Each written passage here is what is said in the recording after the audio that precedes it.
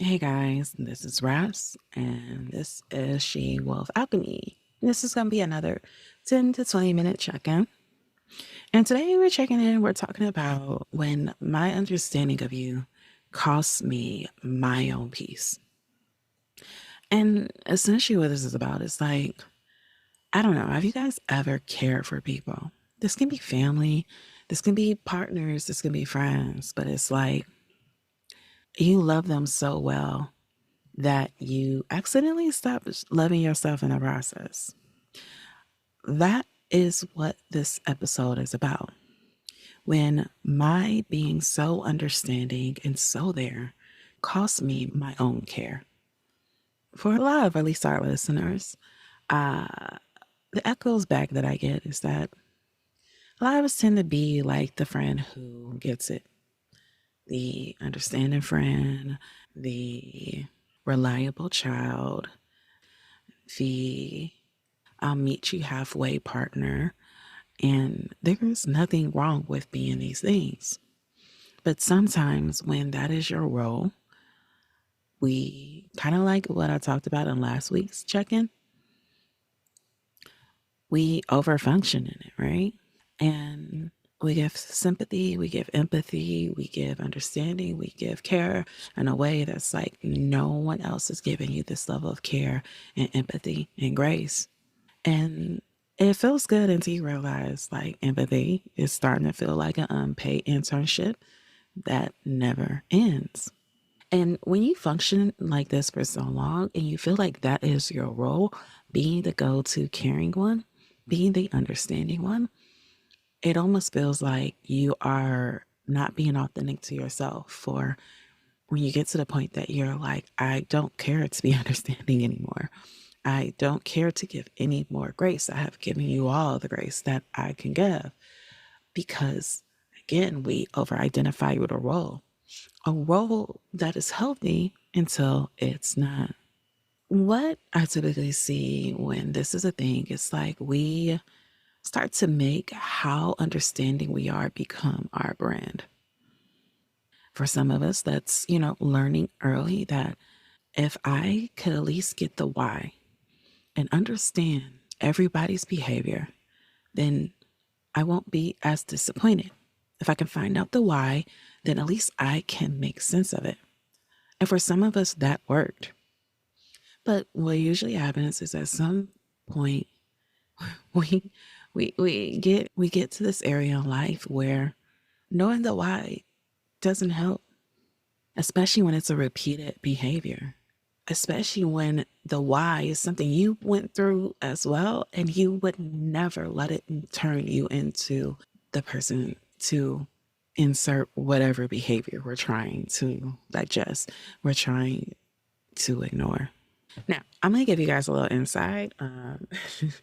This is something a lot of people in the caring profession deal with, right? There's an inside joke that a lot of people that become therapists, well, there's two, right? A lot of people that become like therapists, for example, become therapists because it seems cheaper to just get the master's degree than to pay for therapy for life.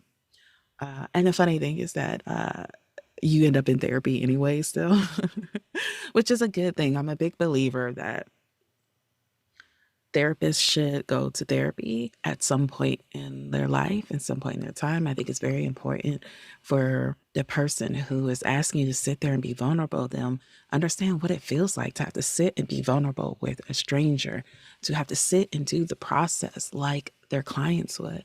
I think it's very valuable and needed experience for all clinicians. And most clinicians have it. And the thing about when you have a behavior that you use for survival and it works is that it's really hard to let go of that behavior, right? If I'm in jail and I have a shank, and a shank is what keeps me safe, it's what makes sure I don't get got. As some of you guys know, I've talked about it before. I worked in advocacy work because there was a big portion of my career where I worked with inmates, right? And one of the things I did as an advocate was also really work with trying to lower recidivism rates, right? Try to help the inmates come out and have great success and lower their chances of returning to jail, right? Well, a big part of that was working with inmates and helping them understand, yo, behaviors that you had to do in there that kept you safe, you cannot do out in the real world. A lot of those behaviors you need to either drop or learn how to adapt them in a healthier way, right? If I'm in prison for like 10 years and I learned to keep a shank on me to be safe because ain't nobody gonna mess with me because they know I got that thing on me. And the times people did mess with me, I had it on me. I was able to protect myself. After a while, I'm gonna be like, yeah, I need a shank. I need a shank to stay safe. But when you get out of prison, right, you can't take that shank. You should not be walking around with something on you. You walk around with something on you and you go to the airport, you gonna be on the no-fly list. That's how it works on the outside. But that's the same thing with some of the unhealthy behaviors that we pick up on, right? Understanding and being the caring one and be the one that I figured out the why and made it less painful. That probably helped us in a lot of situations. And it could still even be healthy in some situations. But there's other situations where it's that shank in the airport. It's going to get you on the no-fly list because it's going to keep you grounded. You are never going to be able to take off to the heights that you're supposed to go to see the places you're supposed to see, because you are holding on to this behavior that is honestly draining you. And we might be like, well, okay, but like, really, what's the cost of this? But the cost of it is mental, spiritual, and physical. For some of us, our bodies react. It tense up when it feels us betraying ourselves. And here's the thing, that's what it is. I talk to clients all the time who are like, oh, why do you have to say it like that? Like, why do you have to call it betrayal, self-betrayal? But the thing is, because I want us to understand how serious it is when we put ourselves in situations repetitively that violates our boundaries, violates our trust, violates what we're feeling, puts us in an emotional fight, flight, or freeze mode, especially once you have the information. You know your body is saying, I don't like this, this isn't right, but we bite our tongue. We know we are saying, I really don't like this. I don't care if that's the reason why that hurt, but we say, well, I don't care if that's the reason why that hurts. And you keep doing it, and that's not an excuse, but we stay and we bypass it again and again. That is self-betrayal. And I know I bring up resentment all the time, but it's because there's so many things that can lead to resentment that I don't think we recognize as resentment. For example, having a friend or a family member that you are always there for. Whenever they need something, you're there. I got you. It's fine.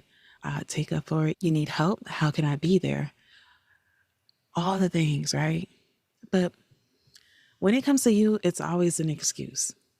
There's always a reason they can't show up. There's always a reason they can't do it for you. And then we try to be the super understanding one. Well, I know they're tired. Well, and they got other things on their plate that they could be doing. And well, this is new for them. And maybe that made them a little bit nervous. Oh, and don't let it be. Well, they're doing so much more for others because at some point you're going to recognize them. The only person they seem to have excuses for is me. They're capable of bending over backwards. They do it for others. They do it for people who aren't there for them, people who wouldn't bend over backwards for them either. They stop what they're doing and make sure everybody else is taken care of and is good. And then with me, because I'm the understanding one, they expect me just to understand. They expect me just to accept. They expect me to hear them out and like get why you are the only person that does not get that level of reciprocity back from them. This reminds me of Nikki Giovanni and James Baldwin conversation. You guys probably seen this video passed around social media, or if you're in school, especially if you were for like a sociology, social work, counseling type of degree, they probably played this clip for you at some point. But you can find it on YouTube if you Google Nikki Giovanni, James Baldwin, lied to me. And they're having this conversation where basically Nikki Giovanni says to him, You give your smile to everyone but me, essentially. And she said, you smile for the white man, you can't stand him. Why don't you ever give some of your smiles to me? To which he replies, because I love you, I'm honest with you.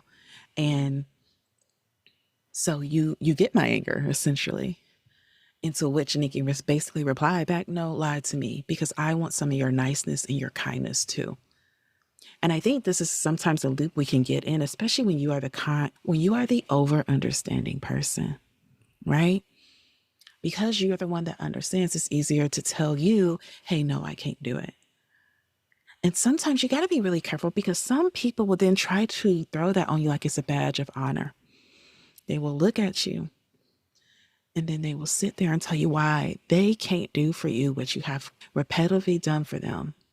And they give you all these excuses why. And then they'll say to cover up the fact that they actually will give back to others except for you, they'll say something to you like, see, this is why I love you, because you be understanding. But other people, they don't understand.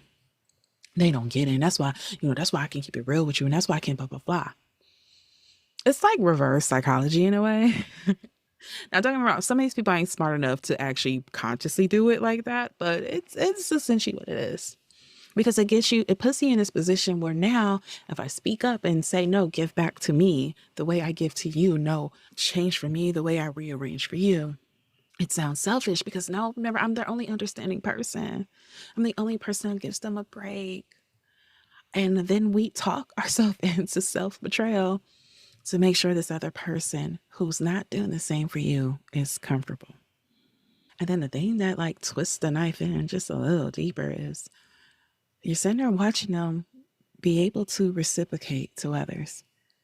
And so it's not a matter of they can't, it's that they won't because they're comfortable with your role as being the over understander. And because we have shown them no different, why would they change? And every time you over understand and excuse it, at some point you pay for it in exhaustion, resentment, and usually in silence. Now, y'all know I'm an astrology girly. And so, like, when I say I have been like having, first of all, 2025 has just been one hell of a year. Not the year I thought I was getting into. But it's been particularly interesting and intense and very tense these last couple of weeks. Right now, I have like Pluto opposite my Mars. And so I have been like auditing every single energetic transaction that I've been having. Just kind of doing that check-in of like, who is withdrawing from me? And are they depositing? Who is essentially living off overdraft empathy fees? And I had a situation recently where I was listening to somebody vent and I felt that familiar urge to analyze and help soothe them and help them regulate. And then there was just like a part of me thinking, why am I the only adult in the room? And so I decided to go quiet. And the silence felt a little bit like a rebellion, but a rebellion that I needed to have. And sometimes it's hard to do that little silent rebellion, right? Because again, friends, family, lovers, they can react with confusion or guilt trip or distance. But I feel like that shows you who relied on your caretaking to stay comfortable. And then you have to ask yourself, am I okay with only being a caretaker to you? And I want to be clear. I'm not saying, hey, y'all, stop being empathetic. Stop giving out empathy. But what I'm saying is that understanding shouldn't require self-abandonment. Compassion without reciprocity becomes martyrdom, and it shouldn't. Real connection should have a part in it where the other person also wants to understand you and not let your understanding be a reason that they stay the same and not change, and instead be used as an understanding of why I am where I am at, while also projecting out, but give me grace as I'm trying to get better and further up. Now, of course, I'm going to leave y'all with something to practice to kind of help you a bit, to kind of walk away from this if this is something that you struggle with. When you're in a conversation with someone, especially someone you know, you tend to overstand in your connection. When you're worrying, wait, am I doing this? Is this me showing regular empathy, or is this me kind of going above and is this me self-abandoning in that role? Ask yourself, am I listening to connect or am I listening to contain? And if it's containment, especially if it's containment that's not receptacle, that isn't given both ways, give yourself a pause and a chance to realize you are crossing into unpaid emotional labor territory. Do the silent rebellion.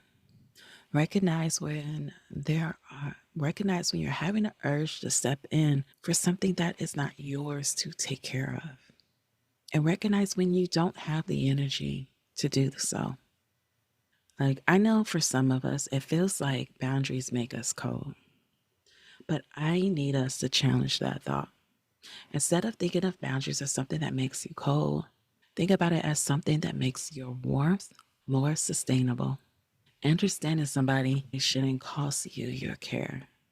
It should actually deepen it for both of y'all. So if you're tired of being the understanding one, go silent for a minute. The people who truly value will learn a new language to reach you.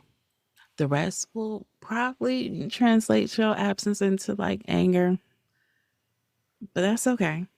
Sometimes healing sounds like being misunderstood for a while. So if no one's told you today, you're allowed to stop being a bigger person. You're allowed to just be a person, period. That's all I have for today, guys. We'll do another check-in with you guys. Hopefully next week. I don't know. I'm still not having a schedule yet. I'm trying to temper myself with what I have the energy and mental capacity to do.